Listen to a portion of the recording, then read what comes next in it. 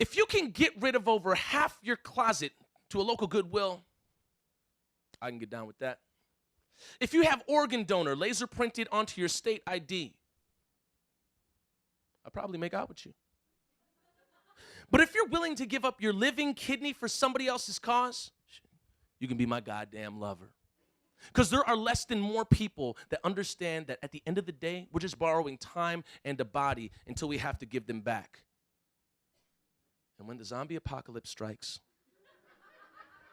the only people that you can trust are the ones that can separate emotion from flesh. Trust me, there's nothing awesome about mourning over the dead body of a loved one while they're slowly turning to zombie, and then they bite you during your moment of emphatic mourning, which would then turn you to a zombie. I'm sorry, that's a deal breaker, and that's the exact type of behavior that's gonna get us all killed in a post-apocalyptic circumstance. I mean, how do you think these things end up the way they do? It's like a casino, and the chips are human bodies, and Donnie, he wants to risk it all or just go all in.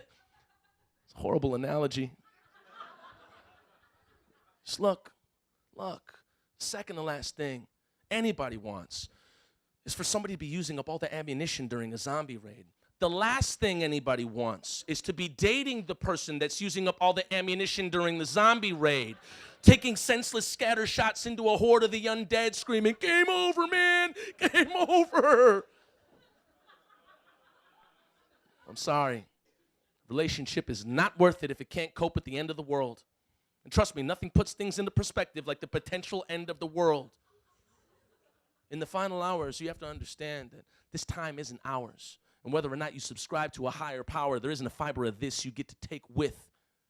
The side effect of being born is an addiction to life at any cost. So much that we do just about anything to stick around the party a little longer, hooking ourselves and others up to some amalgam of tubes, blood vessels, veins, and machines beeping to keep us believing, to keep us breathing, to keep our hearts beating, and us believing that as long as our bodies are moving, it's a sign that we're still alive. Breathing with the pulse is overrated. Machines can do that for us while we're brain dead.